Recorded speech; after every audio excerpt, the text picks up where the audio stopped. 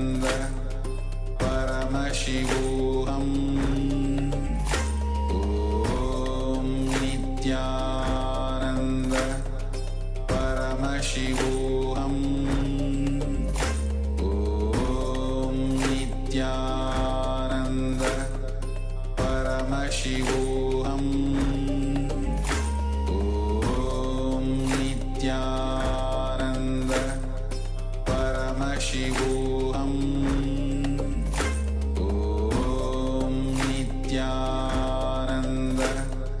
Paramashivoham. Om Nityananda Paramashivoham. Om Nityananda Paramashivoham. Om Nityananda Paramashivoham. Om Nityananda Paramashivoham. Om Nityananda Paramashivoham. Om Nityananda Paramashivoham. Om Nityananda Paramashivoham.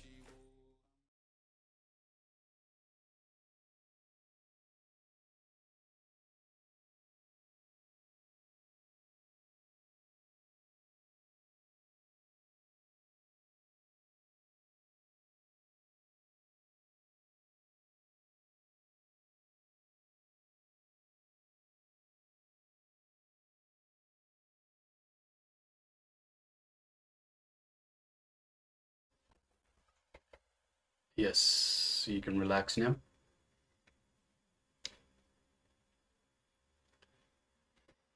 So now take a moment and let us know what was being revealed to you in your third eye. What did Swamiji reveal to you in your third eye? What was the piece of information that was displayed on the page? So once again, just a reminder, so we displayed a page for a few seconds. We requested you not to try reading the page itself, but just glance at it through your third eye. Then connect to Swamiji and ask Swamiji to reveal to you the information that was displayed on the page itself. And it can reveal itself in many different ways. It could be a shape, it could be a color, it could be a word, it could be a full sentence, it could be a full paragraph. Whatever you have seen, whatever you have been revealed, just pen it down now. So write it down without judgment, without self-doubt, without engaging the mind. Just anything that was revealed, write it down. So please take a moment, write down everything that was revealed. It might be a feeling, it might be an emotion, it might be in so many different ways. It might be a vision, it might be a knowing, just anything that was expressed to you in this power manifestation that you have no logical explanation for. It just came as a flash. Pen it down, let us know the revelation from Swamiji.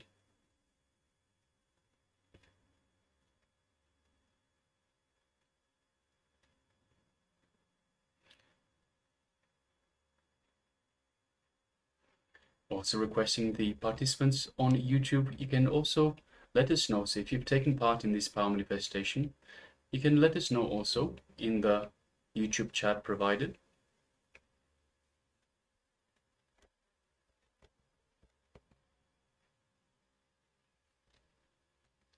So just gonna give a couple more moments for people to share, for participants to share what was revealed to them from the Supreme Pontiff of Hinduism.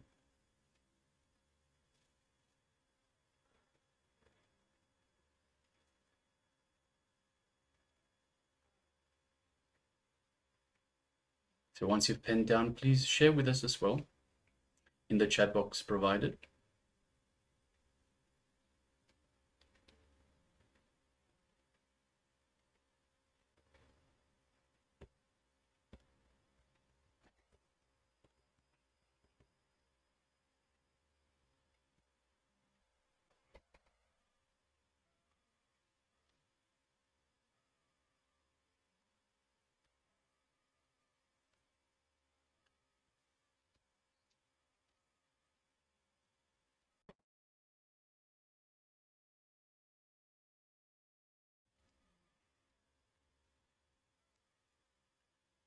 Yes, we have two sharings. We have Ma Nitya Parmashakti, that writes innocence. Yes, thank you very much for sharing, Ma. And we have Ma Ananda Agora Rupi that shares a picture of the sun appeared in my eyes. Yes, thank you very much for sharing, Ma. All right, let us now reveal what was being displayed. So we're displaying now page number 250 from the Living Enlightenment book. And we're just going to read this out. So let's see. It says, it starts with, to live it, you will have to demonstrate it. When you declare that you are enlightened, you should be able to stretch yourself to the anyakaras you create. Declaring enlightenment is not more power, it is more responsibility. Clear? So it is your individual choice. You can declare any day that you are enlightened. You are, after all, a Swami now. You are an independent entity by existence. You can move the cosmos as you want. If the cosmos is not moving as you want, just create another one. That's all. The space of positivity, possibility, Ishvaratva, and enlightenment is your space. So from there, you can declare anything you want and make it into reality in any way you want. And anybody who wants to be part of this order can start applying and preparing yourself to be part of this order. Great. That you all achieve, experience, live, express, radiate, share, and explode in eternal bliss. Nityananda. Yes. Beautiful sharing from the Supreme Pontiff of Hinduism from the Living Enlightenment book. All right, so let us have a quick look at the sharings. So we had Ma Nitya Paramashakti that wrote innocence. So in a way, it is about innocence. When you are, Swamiji says, when you are innocent, you are in the space of oneness. You are in the space of eternal bliss. So it is talking about being in the space of bliss, being able to create anything you wish from that very space. So yes, thank you very much for sharing, Ma. And we also have Ma Ananda Gora Rupini that shared a picture of the sun appeared in my eyes. So yes, it is when you are in your true self, the true self that is Paramashiva.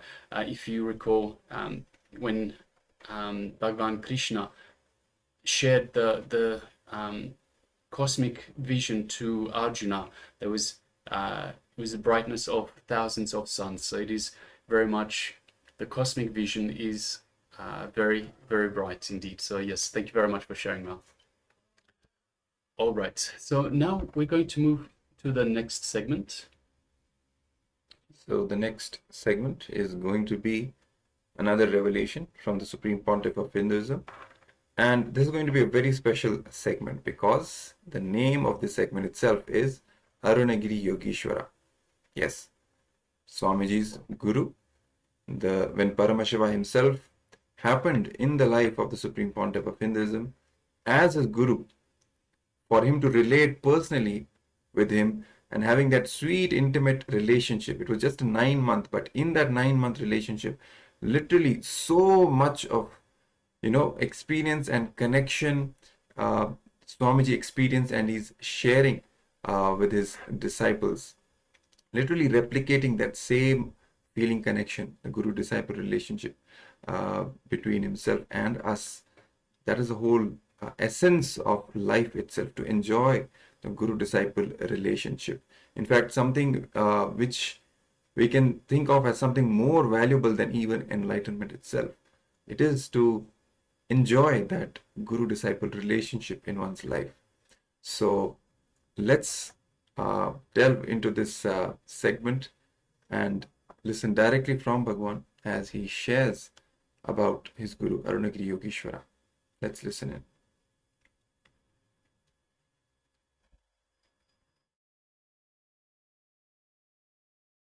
Some of you might have heard this incident happened in my life, my experience with Arunagiri Yogeshwara, a great incarnation, Shiva himself, a great avatar Purusha, Shiva himself. I will describe only few things, few parts of that incident, how the Asambranyada Samadhi happened in me when I connected with him, I had his darshan and experienced him. Maybe around the age of 11, during summer vacation, I was playing inside the temple, backside. If you have visited Arunachala temple, you may be able to relate to the place where I am saying. Backside the temple, one small 4-pillared mandapam, 4-pillared hall. One young sadhu came out of that mandapam. That mandapam had a small kind of a opening, or I was thinking it was an opening. It was a small cave. One sadhu came out. I saw this sadhu. He was very bright, shining, maybe 30 to 35, and well built, young sannyasi. It was immediate click. A strong connection, very strong connection. I just know I belong to him, or he belongs to me. Very strong connection. I can say that falling in love or raising in love, whatever word you want to use, you can use. Very strong connection. Sometimes when you see people, suddenly you fall in love. And you know, you may bring all kinds of reasoning. No, I am already married. I am this, I am that. You can bring all kinds of your logic. No, see the age difference. And you can bring all conditionings. But you are in love, nothing can be done. You may keep distance because of all these conditionings. The social conditioning, and you have to behave as yourself. And there are so many restrictions. There are so many, the morality or social conditioning, whatever you call it. But heart doesn't bother about which country you belong to, which race you belong to, what is your morality, what is your discipline, decency. Heart doesn't care for all those things. Maybe your action or your logic cares for all these things. Heart doesn't care, it just falls in love, that's all. It was such a strong falling in love.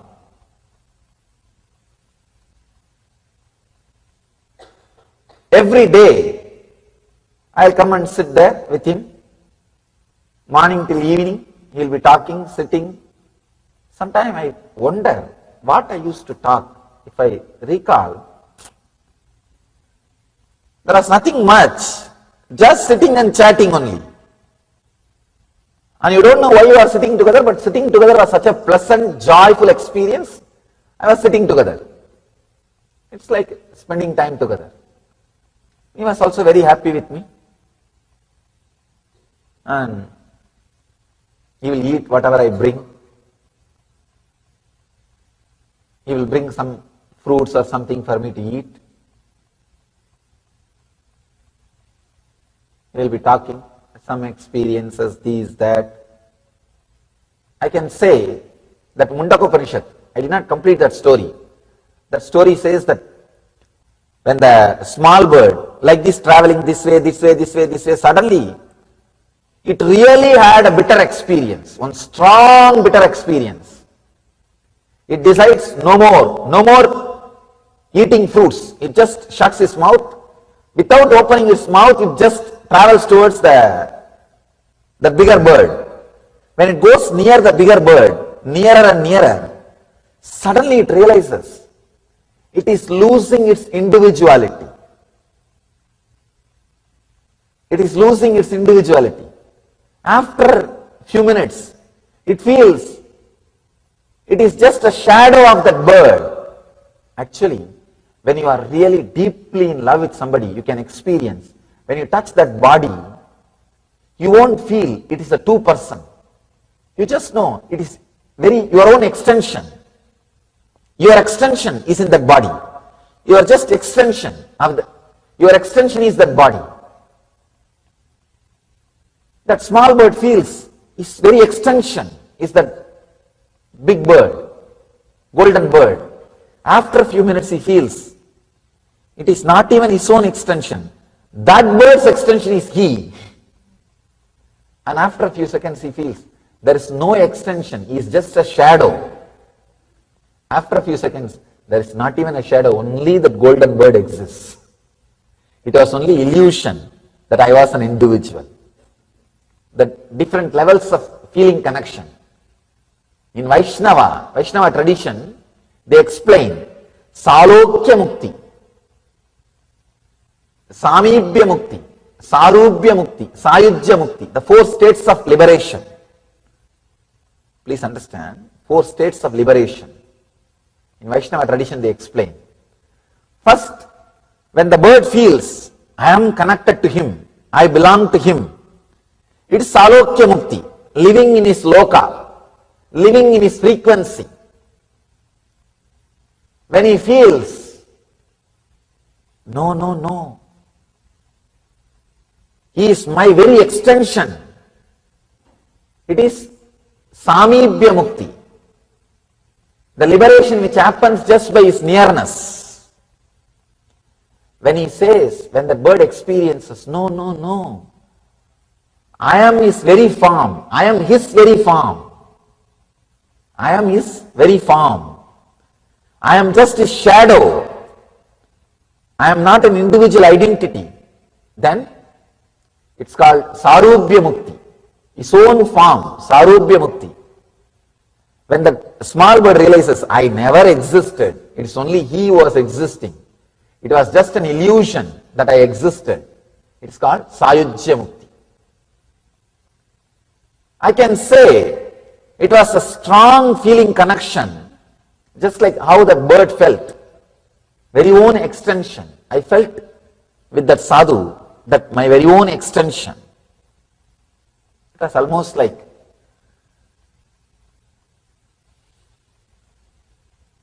Samibhya Mukti.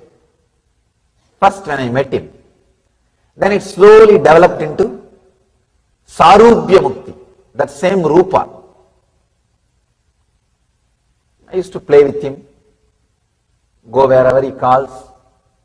Sometime he will take me to the temple inside, sometime he will take me to the hill, sometime here, there, he will take me to different places. Understand?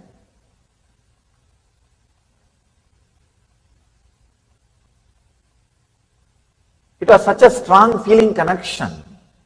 What Ramakrishna experienced with Kali, that Sambranyada Samadhi, I have started experiencing that. Even when I am not physically around him, even when I go back to the house, late night I will go back to the house because they will close the temple. By the time they close the temple, they will vacate everybody. They will vacate everybody. And when I go back to the house also, I will be sitting in the house and waiting when it will become again morning 4 o'clock, so that I can rush to the temple to see him. Devotion is such, even once if your core is touched, it cannot go. It cannot leave you. It just transforms. It pulls you back. Ramakrishna says very beautifully, in the Vrindavan, Bangi Bihari's temple, every evening they throw rice mixed with a little abin to the peacocks, so that they will eat and start dancing. So Ramakrishna says, once that peacocks which eats little abin will never miss the next day timing, will be there sharp at that time, because of the taste. Same way the devotion, once you taste it, once you experience it, you will be there next day morning again 7:30.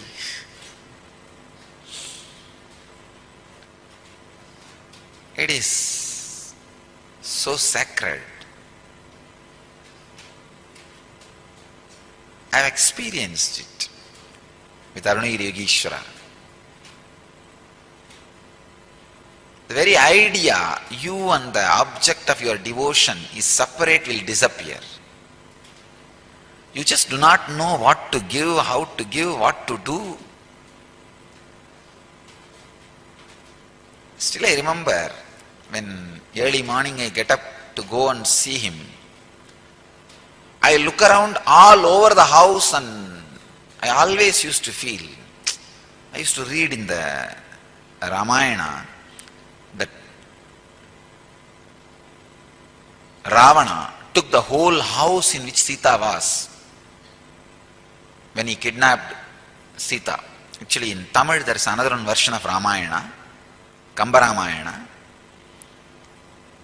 A great poet saint Kamba wrote that. When he wrote, he did not translate some parts as it is in Valmiki. Valmiki says, just Ravana physically handled Sita, took her and put her in his flight and took it away, kidnapped.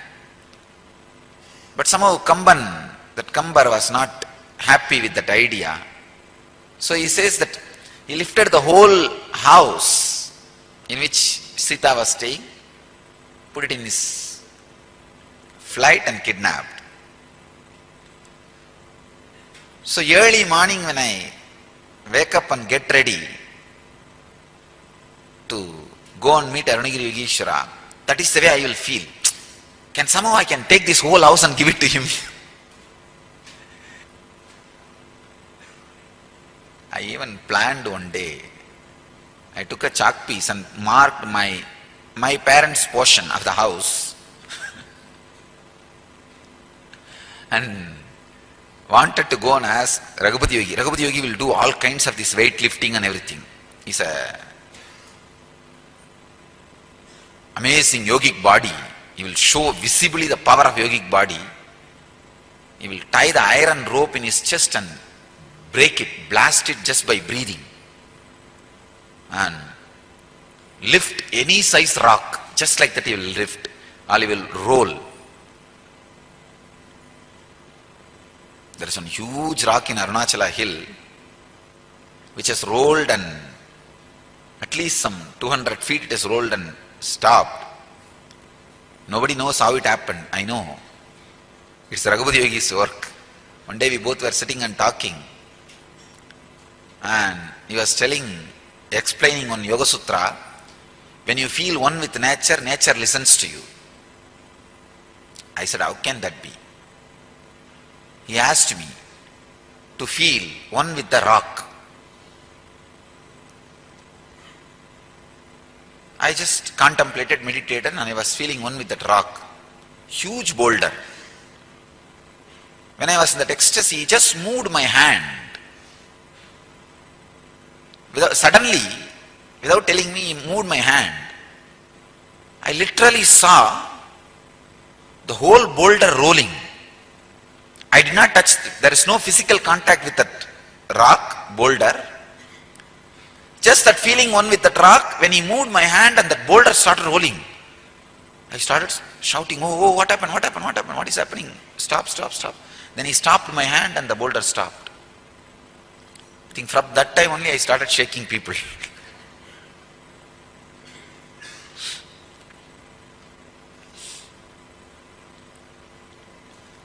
That was the first object responded to my movement.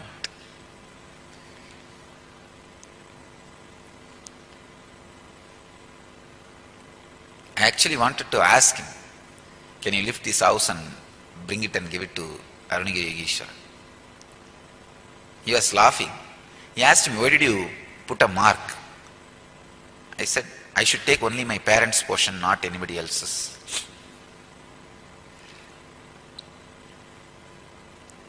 Anyhow,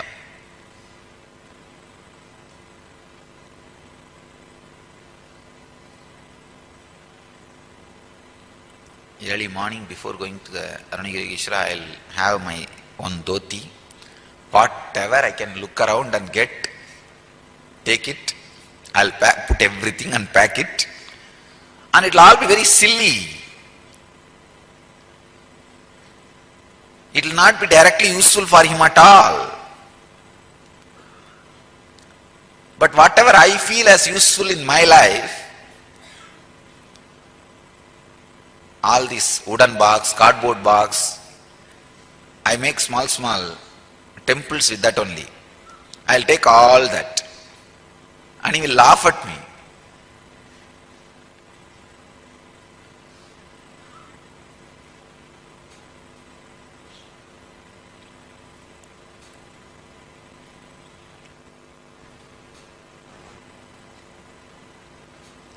One day I wanted to stitch a shirt for him. I remember.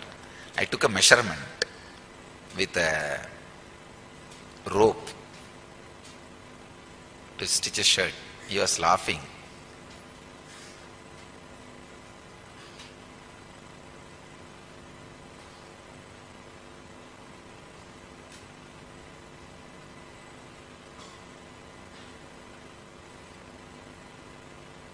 Actually, I called him, you come to the tailor shop and give the measurement, I want to stitch a shirt for you. He said, no, I will not come to tailor shop and all, you yourself take a measurement and give it to tailor. We had one family friend tailor. He's a very good person. I said, no, he's a very good person. He will stitch and give you the right measurement and everything. Somehow that Arunagiri Yogeshwara said, no, I don't want to come, you take it and give the measurement.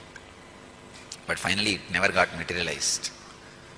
Never, because this tailor will ask, no, I want this measurement, get it.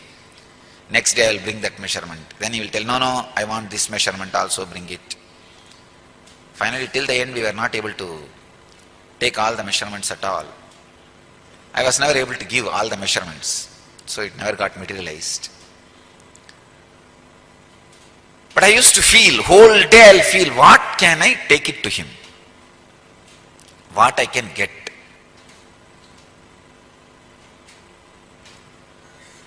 You just do not know what to do. What way you can please him? What pleases him? What satisfies him? What fulfills him? You just do not know.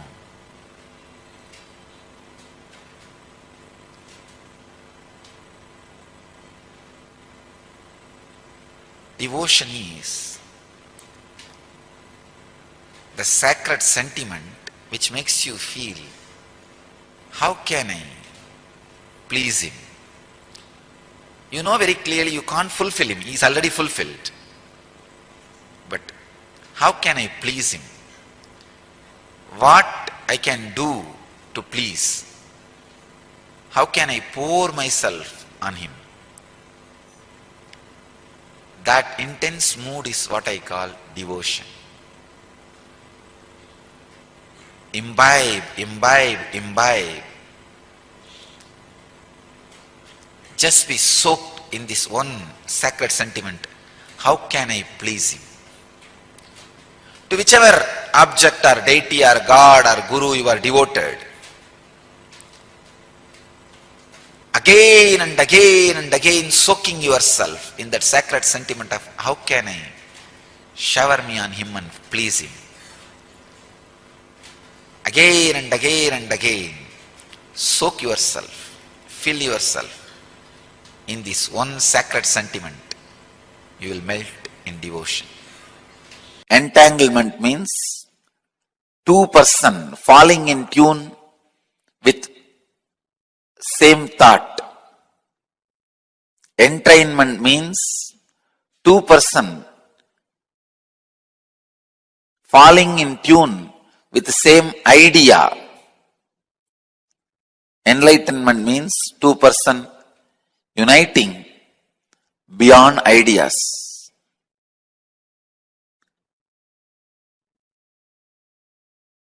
When you unclutch, you are entangled with me.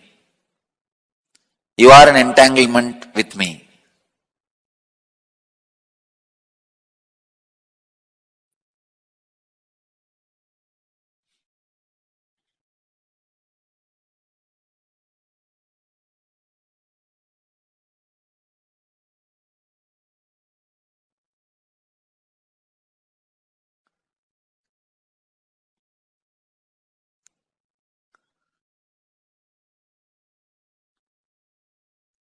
This again opens a huge door.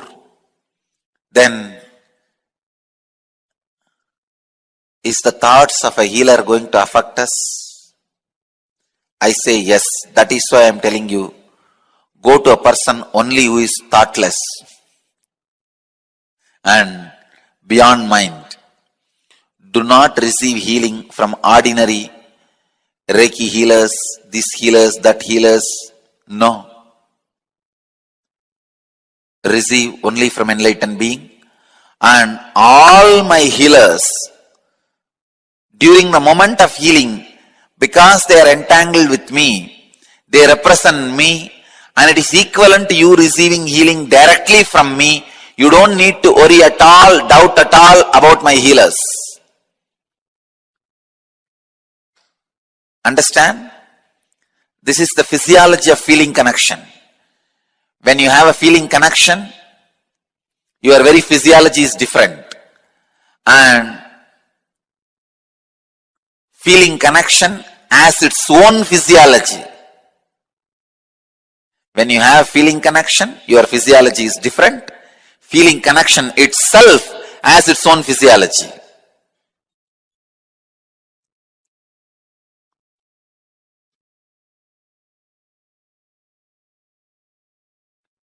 One more thing you need to know. All the doctors, even allopathy doctors, need to raise their energy level high. Otherwise, when you treat the patient, when the patient feels respectful, feeling connection with you, you are going to entangle yourself with the patient. If you don't raise your energy to a higher level, you are going to get the patient's disease to you. Understand, entanglement can be negative also. If you are not energetic enough to protect yourself, if you do not have a direct protection of an enlightened being or higher frequency, if you don't have higher entanglement, only lower entanglements in your life, you are bound to fall sick. In the grown-up countries, they are suffering because they are not able to dispose the garbage. One city collects from the whole city and dumps it another one village. That village collects and dumps it another one village. They collect it and dump it in another one city. Same way only the so-called grown-up societies are suffering, unable to dump the inner garbage. The housewife collects everything and dumps on the husband. Husband collects everything and dumps on the psychiatric doctor. Psychiatric doctor collects and dumps everything on another one, his psychiatric doctor. His psychiatric doctor do not know where to go and dump.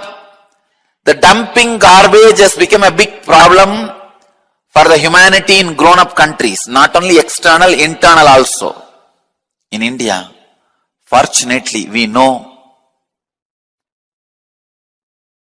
how to reduce the garbage into ashes without any side effect or after effect, without leaving anything affecting the environment. Method of dumping the inner garbage without creating any societal, environmental pollution, side effect and after effect is deity worship. Each deity energized, which went through the prana pratishtha process, is in entanglement with higher consciousness.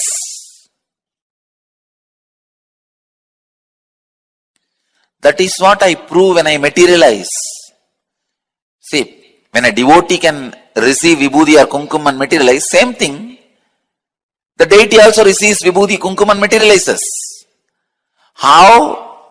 When somebody's kundalini is awakened, when somebody is initiated as a healer, is in entanglement with me, same way the deity is also in entanglement with me.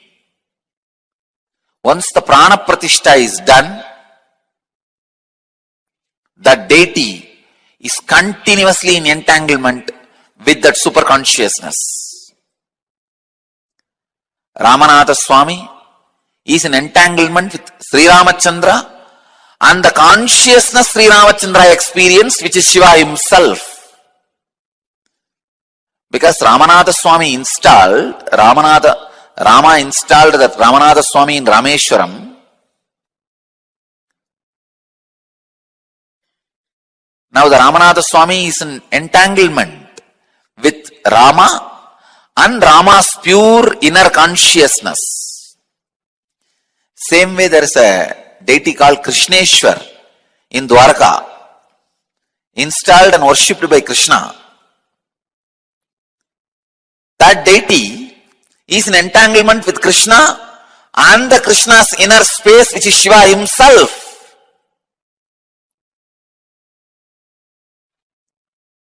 Same way in Tiruvannamalai, there is a temple called Adi Annamalai. Please understand, the main Arunachaleshwara temple is Jiva Samadhi of Arunagiri Yogeshwara. But the Adi Annamalai temple is the deity installed by Arunagiri Yogeshwara for his own personal worship when he was in the body. Understand? That Adi Annamalai temple, small temple in the forest. Now it has become a small village, and the Shivalinga in the temple is in entanglement with Arunagiri Yogeshwara and of course Shiva himself. Arunagiri Yogeshwara is Shiva himself, came in the physical form. So each deity is in entanglement with the consciousness which has installed it. That is why I am telling you, deity worship is one of the greatest garbage removing system, inner garbage removing system created by our ancient rishis. The whole Western countries, so-called developed countries, are suffering with unable to do the garbage removal.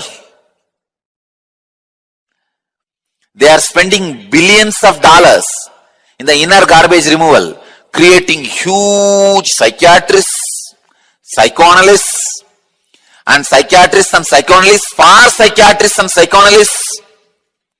This therapy, that therapy.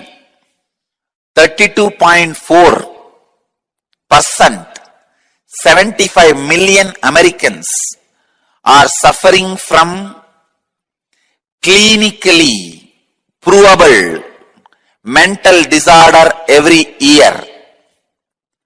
Please understand, who needs clinical attention. I'm not even talking about the borderline personalities. You know borderline personality means? They will look almost alright till you touch one of their wrong engram. Just one engram. When they come, you did not smile, or you smiled at somebody else and said Nityanandam, over. I am not even talking about borderline personalities, people who need direct clinical attention. Medical attention, 75 million. See the garbage disposal problem.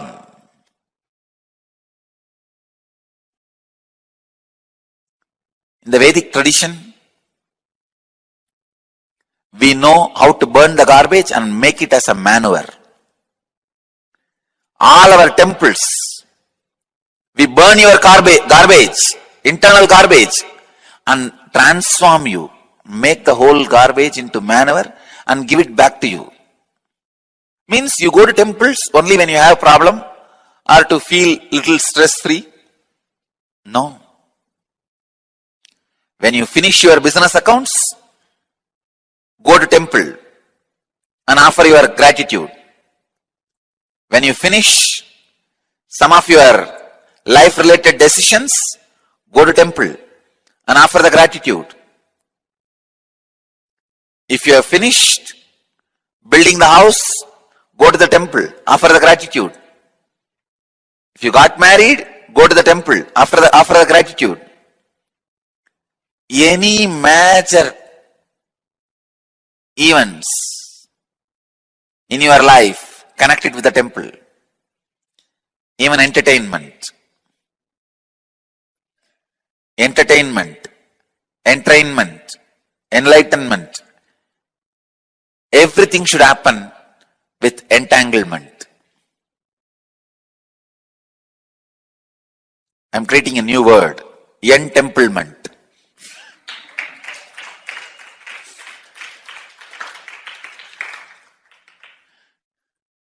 Life should become entemplement, because that is the easiest way of clearing the inner garbage. Patanjali is one of the greatest inner scientists.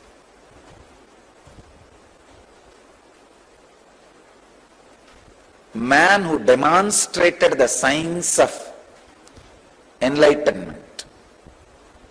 Even after he left the body, he did not deteriorate or die or show any symbols of death.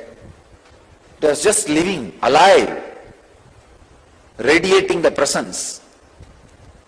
The disciples don't know what to do. So they just kept his body and built a room around him. He is the only master whose body is not buried with sand or salt or bay leaf. Usually masters' bodies are buried, filling the ash, bay leaves, salt. His body is not buried at all. His body is just kept, and a big stone room is built. It's a huge room, stone room, sealed room, where he is sitting inside. Still you can listen the breathing sound. Again, the big problem is you will think that I am promoting some fantasy.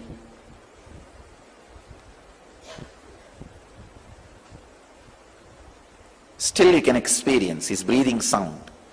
At least I have experienced. And whoever went and put their ears, don't think, usually if you put your ears on any wall, you will hear a kind of a sound. It will not be like that. Put your ears on this wall and listen. This sound will be different. And go and put your ears on that wall is samadhi. A very systematic, clear breathing sound. How you will feel your breathing, that way you can feel. He is living there. His Jiva Samadhi is there. He became one with Nataraja. That is why the Nataraja's Murti is installed there. And he loved to wear the sacred beads, Rudraksha. So that whole hall is decorated with Rudraksha. They made a Rudraksha Mantapa in his memory. And Nataraja. He did not want his own Murti to be installed, but the disciples put his Murti also in the side. But as a main deity, he became a Nataraja. So he became one with that. Chidakasa, Chitampara, Nataraja. So his Nataraja's Murti is there, and side his Murti is also there, his form. The form with which he operated in the body, that body is also there. If you are helped by yoga in any form, you are indebted to him. Anybody wants to experience his presence should go there. You should not miss the opportunity of going to Rameshwaram. Even if you are not able to go this time, you need to go back. Sometime when you come back again, don't miss, mark it as a point to go to Rameshwaram and see his physical presence. We have some of the great masters' physical body retained as it is, mummified. Not the mummifying of the Egyptian way of mummifying is totally different. They are able to only maintain the body. Our guys are able to maintain the body as the center of the cosmic are conscious functions. When the Vedic tradition way of mummifying happens, not only body doesn't get spoiled and it stays, it continues to be the center of their conscious operations.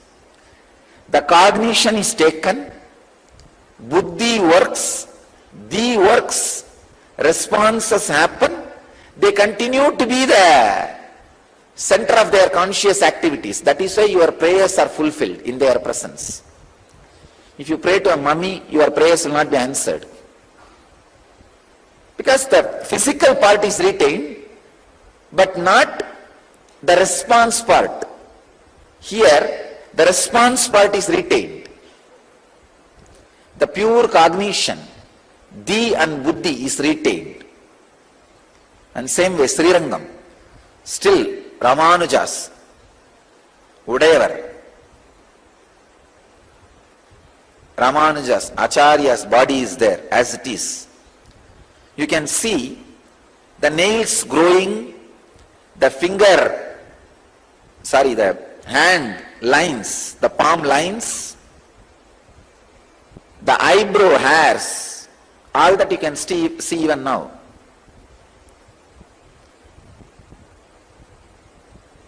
And not only that, you can feel his presence. You can offer any prayers, you will see the response. You can talk to him.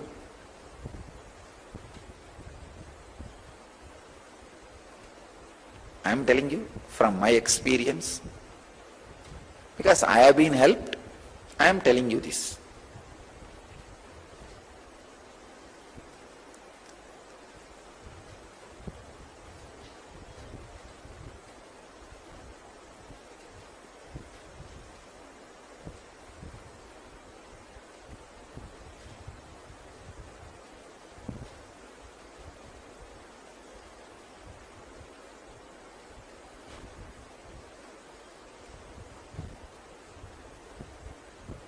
Many times I told, the Arunachaleshwara temple, the Arunagiri Yogeshwara Samadhi is there. He is in Jiva Samadhi. Jiva Samadhi means he is residing there. Shiva himself came down as Arunagiri Yogeshwara. He is residing there. When we went this time, I just wanted to let the world know that really he is there, is Jiva Samadhi is there. All I said is, if he is really sitting here in Jiva Samadhi, let few of his hair come, get materialized in our devotee's hand, so that we can do the DNA test and prove it is 2000-year-old DNA and he is alive sitting there in Jiva Samadhi. We got 6 hair. It is there. And we are now sending it for DNA test. Now we are sending it for DNA test. We will prove it. It is 2000-year-old, at least 2000-year-old. So through that way, at least my one statement is proved. Somebody 2000-year-old is sitting down in Jiva Samadhi.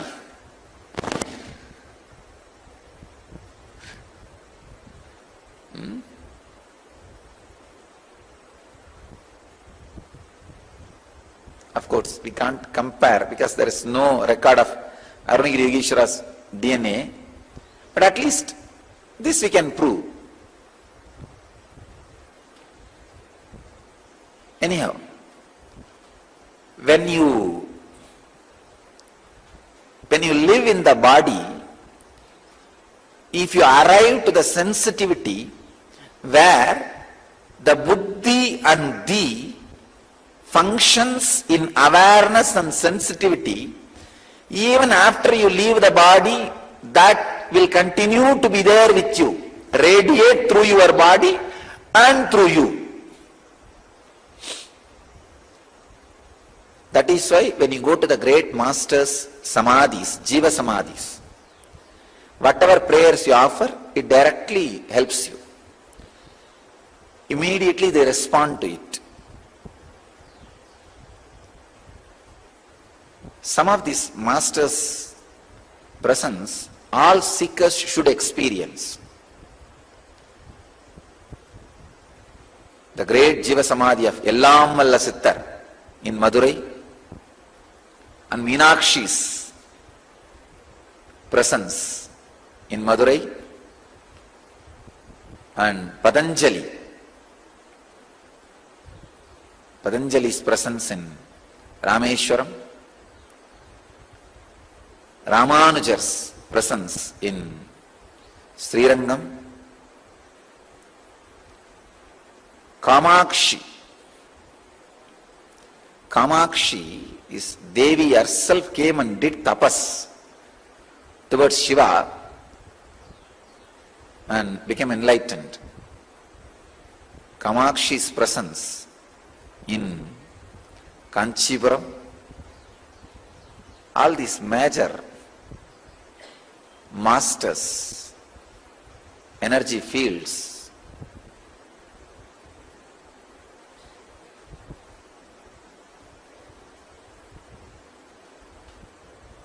they all radiate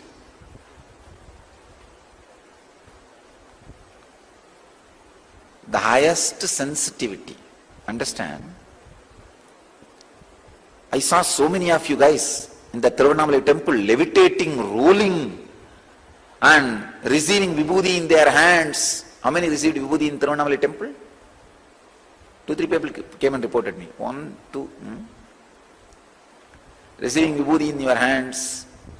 Understand, you need to know, this is a solid confirmation. Your experience is super conscious experience. If you are receiving vibhuti because of some black magic or yakshini vidya or some unconscious siddhis, it will not happen inside the energy field, Garbha Mandir of the great incarnations, masters like Arunagiri Ishvara Shiva. If it is happening there, understand, the energy which is responsible for all these extraordinary experiences in you and the energy which resides as Shiva, Arunagiri Yogeshwara in the temple is one and the same. Achala Murti is Sachala Murti.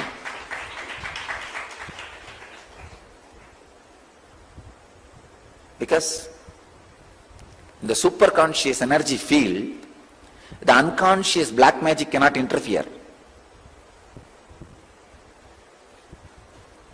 Let the listening be your God. Today learn this one basic truth. Then I'll explain different sacred secrets from the sutra. When the words come and fall on you, see how the cognition is taken, how the decision is made. Be aware of buddhi and these function. Come back to sensitivity. You can start mastering the senses. I'll continue on the sutra for next few more days. Now, let this be the essence of today's message. Let the listening be your God. Unable to get back to the highest ideal in practical life. So no shortcut. This is the only way. Again and again and again, creating the Pratipaksha Bhavana. Means creating contrary thoughts to negativity and bringing yourself back to your center.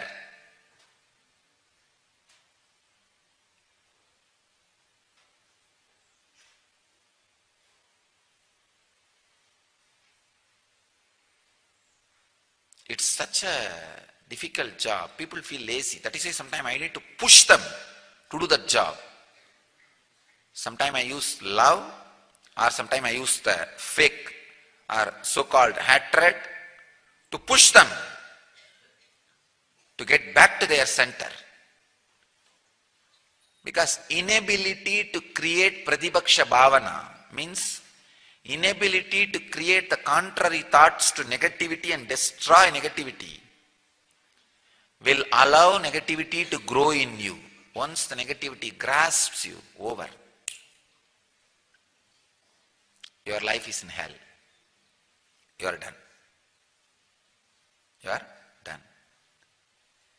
even if it is fake, the restful awareness and peace and joy which you get through the fake ideas, please understand, those experiences will become solid and the fake ideas will lose its power over you. But even if it is so-called logically strong idea, if you are restless, suffering, tortured inside, those torture, restlessness and suffering will stay inside, and these strong logical thoughts will become more and more powerful over you. So understand, the goal and the scale should be the restful awareness.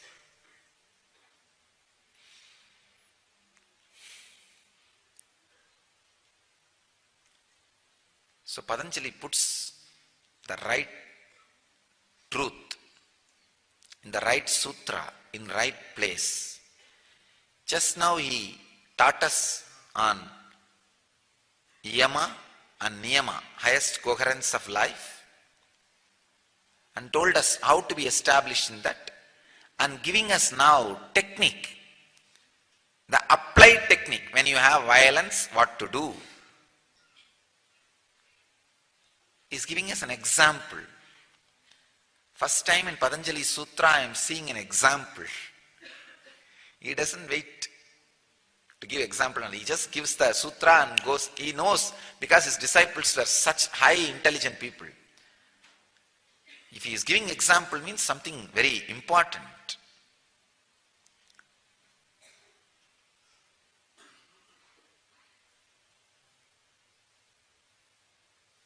Timing is very important, and making disciples understand, very important. Please understand, it's a very important process for all spiritual seekers in the life. Creating contrary thoughts to negative thoughts. Because whenever negativity rises in you, don't give up. Don't flow with it. Don't go with it. Again and again and again stand up till your muscle memories feel confidence. I can say that this is the one process which has raised my whole awareness in the young age. I used to have a notebook. Whatever spiritual things I read or hear, all the essence I'll write down. And whenever I have any confusion or necessity to understand, I'll read that. I'll read that. I'll carry the book always with me. That is like my extension of heart and brain. Extended heart and brain. I used to call that as my book.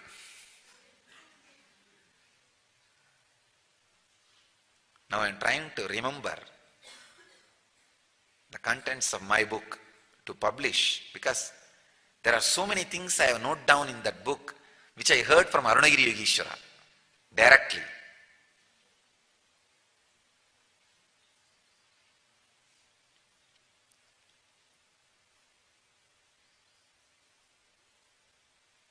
Almost it's like I'll remind me. All my Pratibhaksha Bhavanas are written in that. So practically any negative thought which can come to a human being, I have solution in that book. And I'll always refer to it. It's almost like my guide. I'll continuously cherish, and get those ideas back to the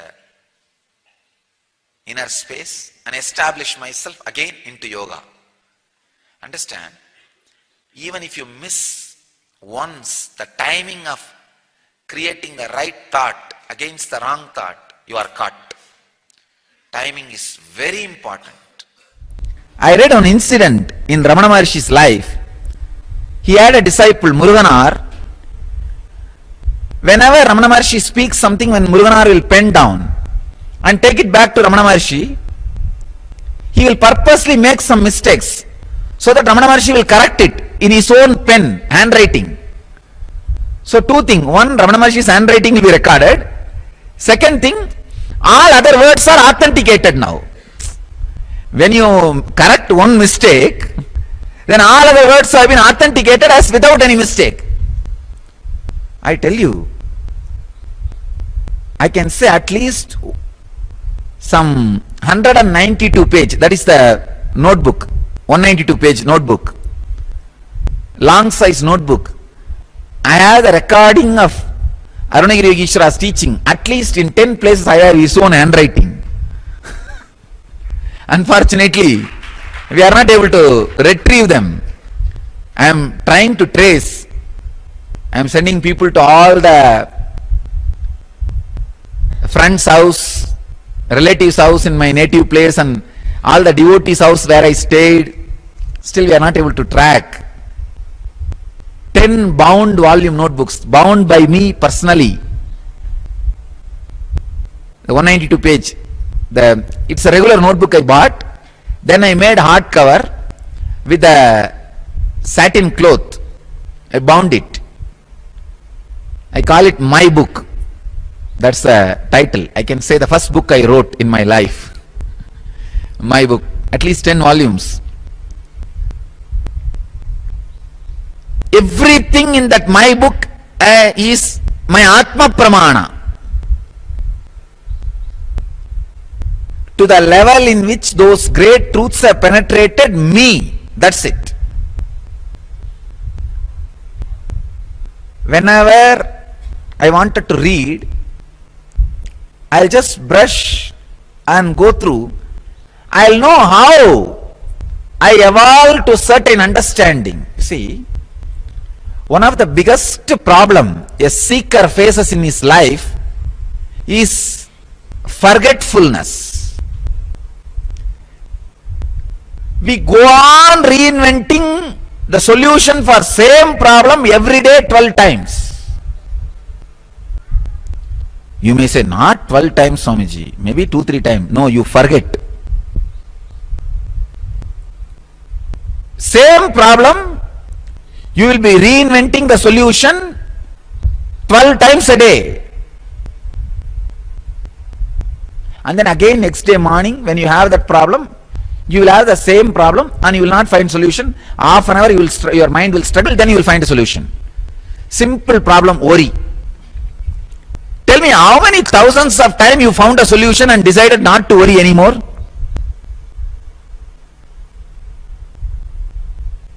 And all it takes is only 5 more minutes of a beetle nut chewing time. Again you are in worry. Forgetfulness.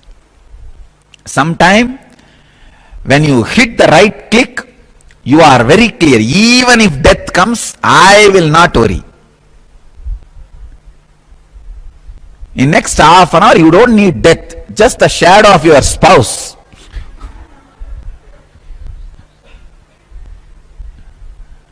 Or just one small word. One small practical problem. You are there, back again in worry.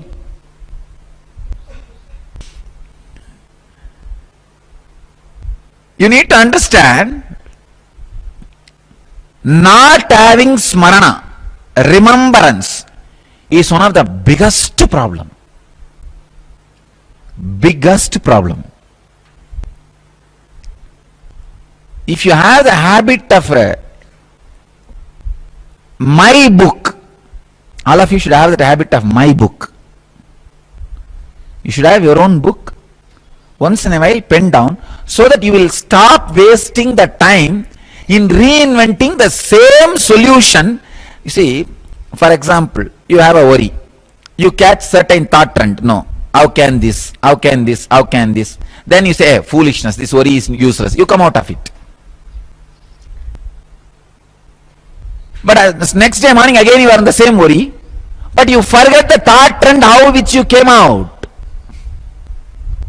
Because you forgot the thought trend, now you will be wasting your time in worrying at least 2 hours, And after 2 hours, you will catch the thought trend. And oh God, I should have remembered this half an hour before. Not having smarana, remembrance, not hitting the right click when required, is one of the major problem seekers face in their life in the path of enlightenment. That problem can be sorted out with this great solution, my book. Have this attitude and habit of my book. After a debate, create my book. You can do it even in your Facebook, so the whole world can read it, not just by yourself. Whole world can read it.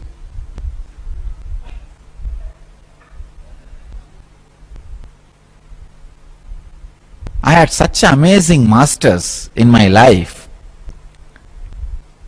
My masters and my mentors and my teachers. Every day is excitement to live around them. Of course, when Mahadeva, Shiva comes down in the physical body and lives around you, naturally how it will be.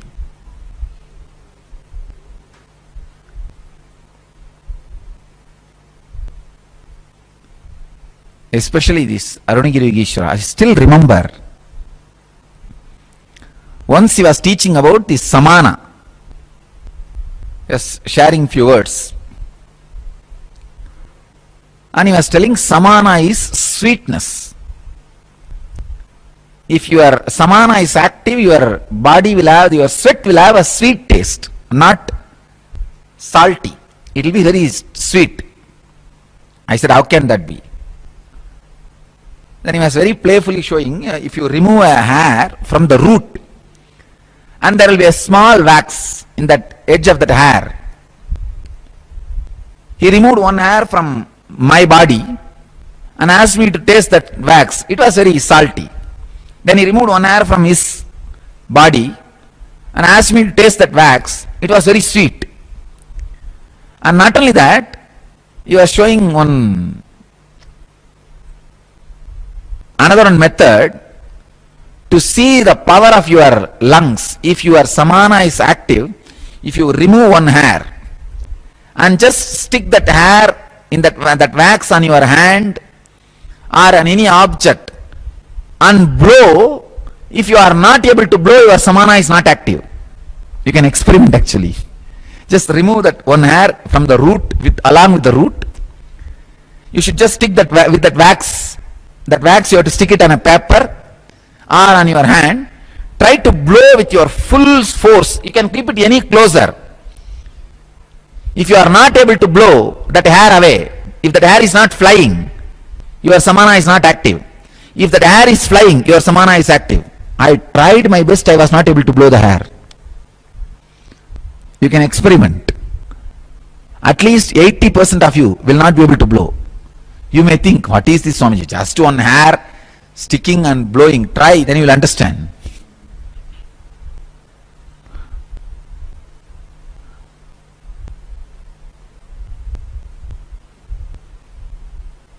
So they go on giving so many practical teachings, techniques.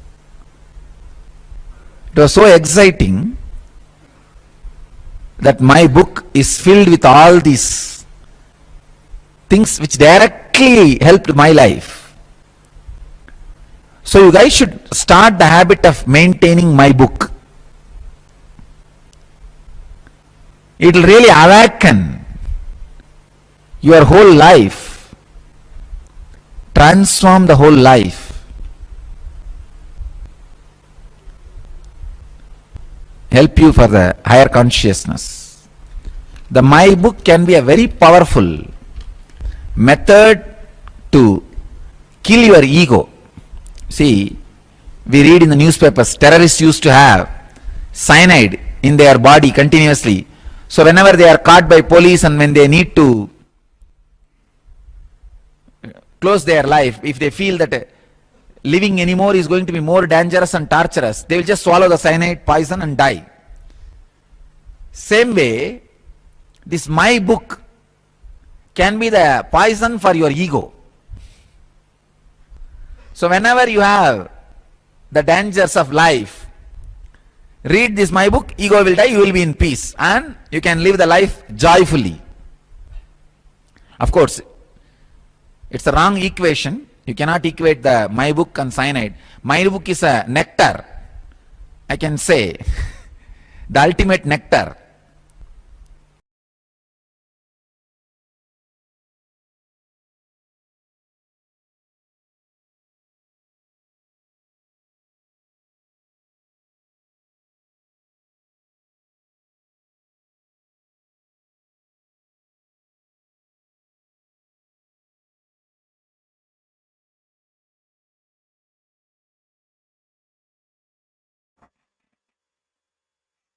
Yes, Nityananda.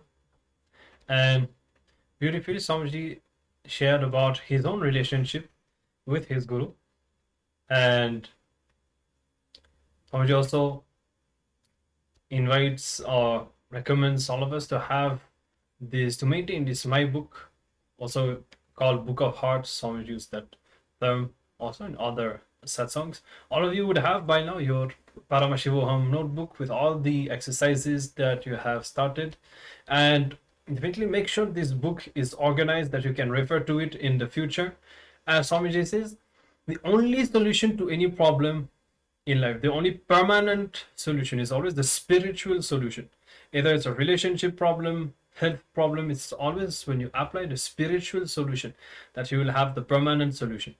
And now, with whatever you have learned from this Paramashivoham, all the powerful cognitions and all of your own realizations about yourself from all the exercises that you have been doing, now if it is all organized properly in this book, which hopefully you'll be carrying even in Paramashivoham level 2 and level 3 also, then anytime you face a problem, you can always refer to that to consult your own understandings and everything that you have learned already in the past, so that you can find and apply the right spiritual solution. And today, as we are learning about the greatest wealth, which is the guru-disciple relationship, the strength of your connection with Swamiji, how much you feel that you are aligned with what Swamiji wants or would want from you, how strongly you feel that Swamiji is there with you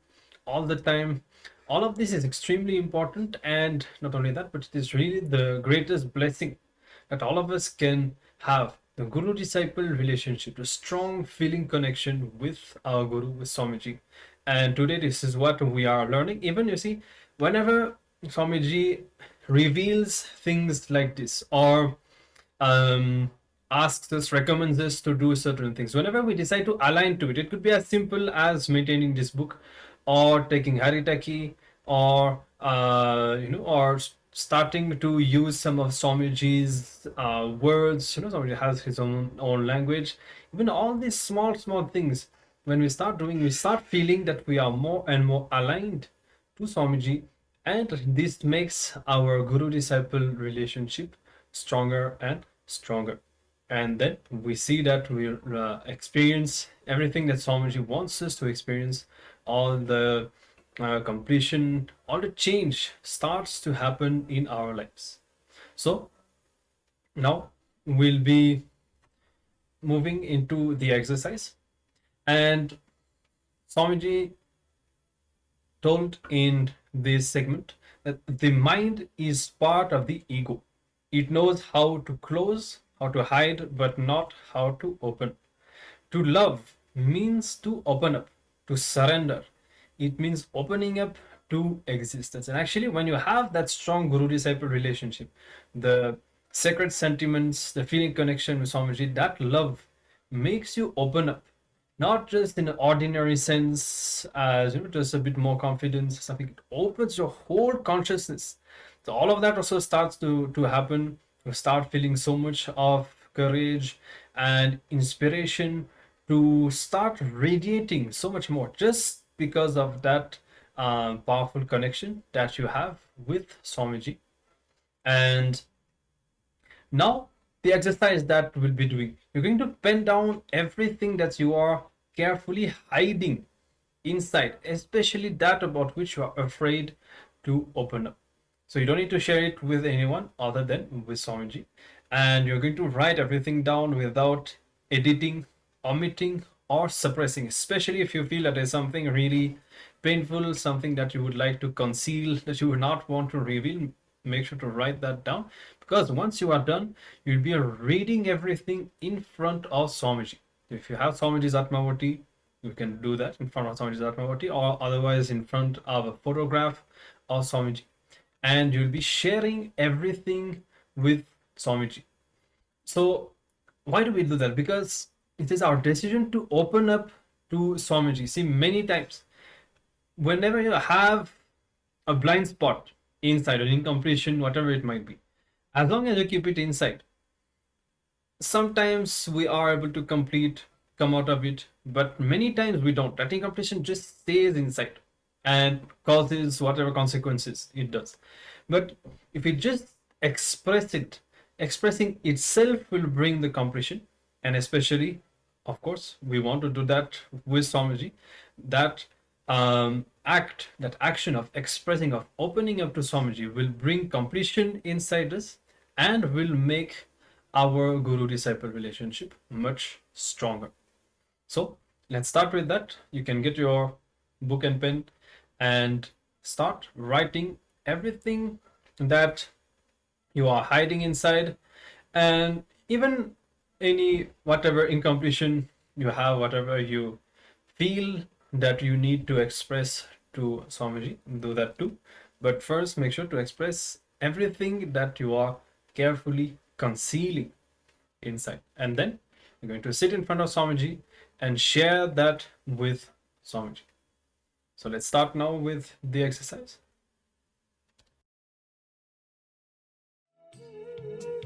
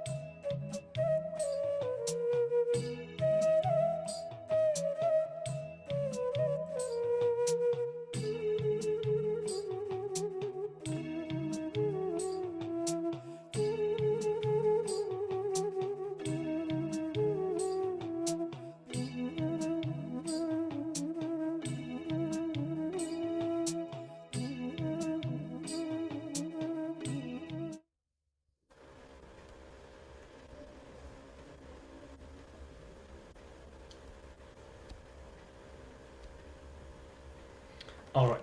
Now let's move to the next step.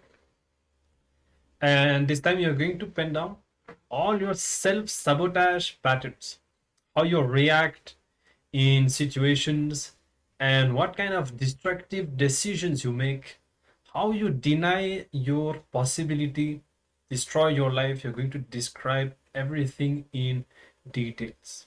So same thing, but now the writing all the self-sabotage patterns, and finally you're going to drop it at Swamiji's feet, and you can do that by talking to Swamiji and make a conscious decision not to sabotage yourself anymore, but to be life positive. So in another other session, we learned that Swamiji, or the Guru in general, the first thing that he does is to stop all the self-sabotage patterns inside us. See, even making us enlightened is the second step. First, we have to be positive. First, we have to be moving towards our own growth and stop all these negative patterns with which we destroy our own life and possibility. So, in order to make our guru disciple relationship strong and in order to stop these patterns, we will be sharing all of that with Swamiji. This time you don't necessarily have to read out the whole thing like we did before. You can just share with Swamiji. This is the patterns, self-sabotage patterns that I've been having. I drop them at your feet and I make the conscious decision from now onwards not to sabotage myself anymore, but to be life positive always. So you can take a few moments now and start to write down all the self-sabotage patterns that you have, and then sit in front of Swamiji and take that conscious decision to drop all of them.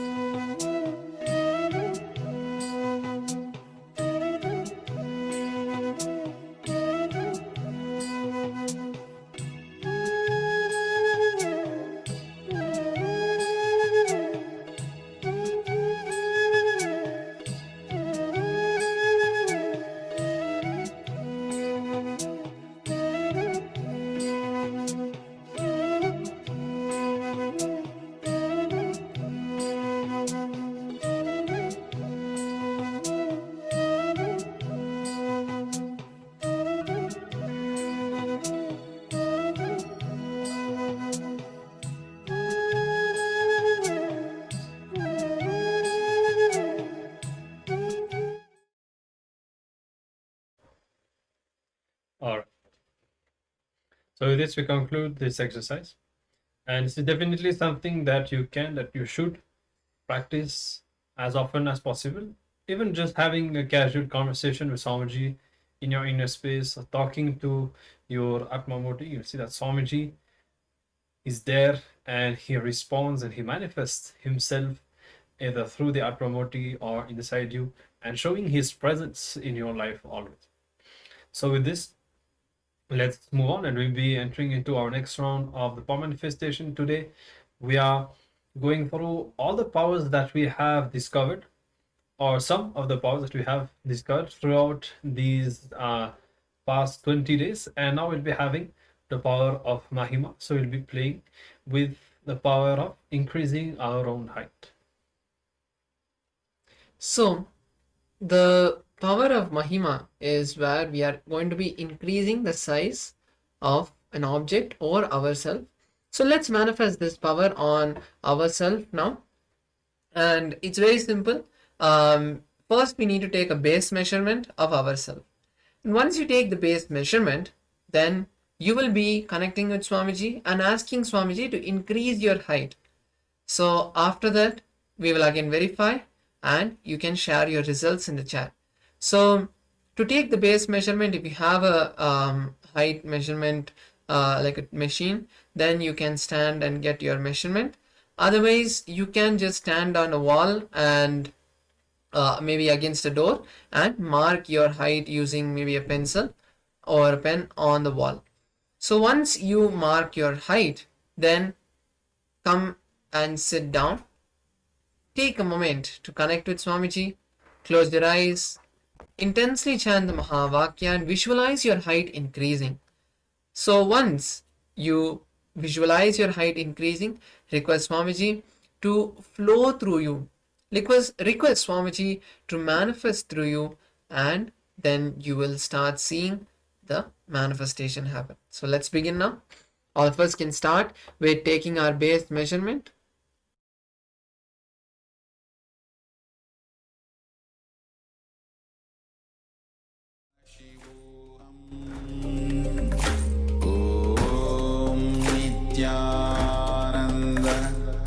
Paramashivoham. Om Nityananda Paramashivoham. Om Nityananda Paramashivoham. Om Nityananda Paramashivoham.